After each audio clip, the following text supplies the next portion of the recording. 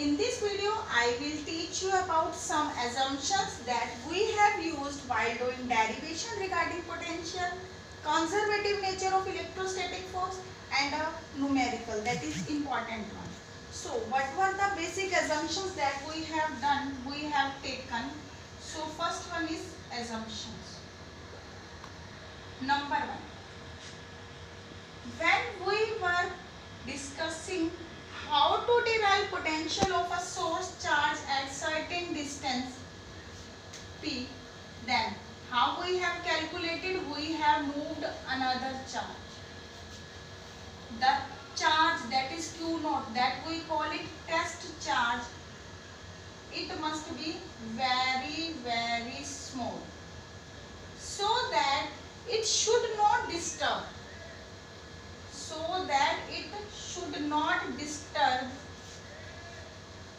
The potential of source charge.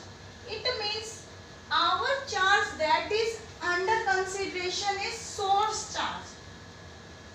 The test charge must be very small so that it should not disturb potential of source charge. Number two, the force that we have applied externally must be equal and opposite to electrostatic repulsive force. Equal and opposite means what? That net force is 0, acceleration is 0. It means speed is constant. And third, and it is the most important part we should discuss in derivation also, that when we are moving the charge from A to B or infinity to P, we can choose any path from A to B. What does it mean? In each and every case, work done will be same. What does it mean? That work done is independent of path. It depends only on initial and final position. As in each case A is initial and B is final, so in each and every case work done will be same. So this is the point that we will discuss now, that conservative nature of our force. So what is our second section? That we have to study about conservative nature of electrostatic force.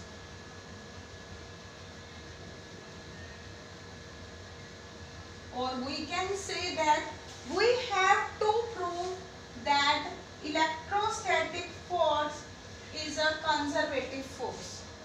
How can we prove? So as to prove, let us take any two arbitrary point A and B. Okay. In the first point we are moving from A to B, and in the next we are moving from B to A. Any force can be asked, can be said to be that it is conservative in nature, then work done in any closed path is 0. Total work done in closed path is 0. What does it mean? If we are moving from A to B, then B to A, if work done, total work done is 0, then we will call it that force is conservative. So how we will prove? We will prove it in two steps. Step number one. In first path we are moving from A to B. From A to B. What it will be? It will be equal to potential difference VB minus VA per unit charge. Because if we are moving Q naught from A to B, then potential, that is final potential, VB minus VA will be equal to the work done per unit charge. But in the step number 2, we are moving from B to A. So now A will be final, B will be initial. So from from B to A. Per unit charge, it will be equal to final VA minus VB. Now adding these two, yani adding equation 1 and 2. What result will you get? This will get 0 and here we will get work done A to B to A will be 0. It means work done in closed path is 0. Whenever work done in closed path 0, then force is said to be conservative. And which one force we are discussing? That is charged force, force due to charges, electrostatic force. So we can say that electrostatic force is a conservative force.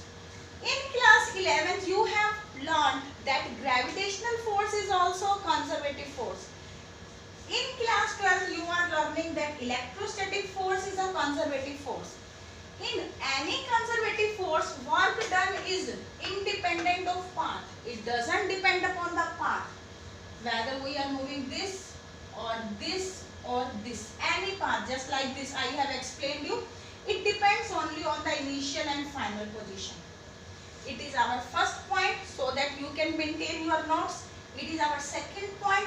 And in third point, you must mention total work done in closed path is 0. Okay, it was all about the second topic we should discuss. We have discussed now, that is conservative. Now we will do a relative numerical. There are 27 drops, each of potential 220 volt, collects to form a big drop. It means we are having small drops. Potential of each small drop is 220 volt. What is the number of drops given to be? Number of drops is 27. We have to calculate potential of big drop. Okay. As it is given that these drops coalesce, it means they combine, they get together so as to form a large big drop. What will be the rule of it? That volume of 27 small drops will be equal to volume of one big drop. If r, small r is the radius of small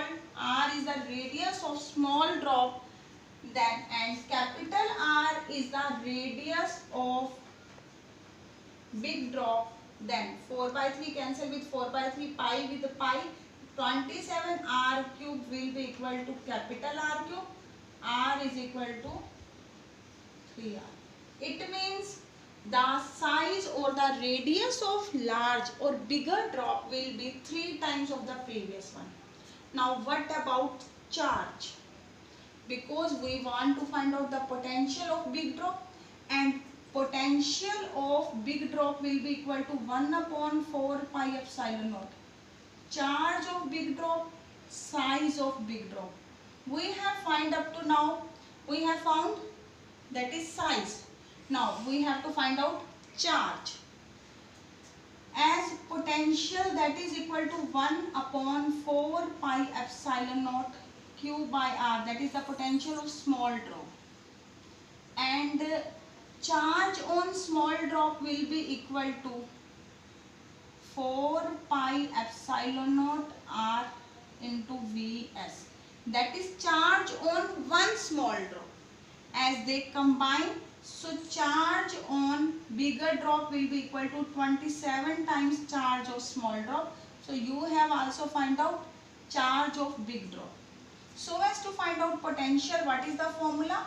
1 upon 4 pi epsilon naught q. Q means capital Q, that is the 27 times Qs. 27 times charge on small drop, that is 4 pi epsilon naught r Vs. Small r, that is capital R we have to apply. Capital R is equal to 3 into r. Now 4 pi epsilon naught will cancel with 4 pi epsilon naught, r with r. 3 ones are 3, 3 nines are 27. So 9 into potential of small drop. What is the potential of small drop? That is given to us 220. Now multiplying these two, we will get 1980 volt. So it is the potential of one big drop. So it's up to now we have learned numerical related to single charge. In next video I will teach you potential due to a group of charges and related numerical so as to make the concept more clearer. Till then, goodbye.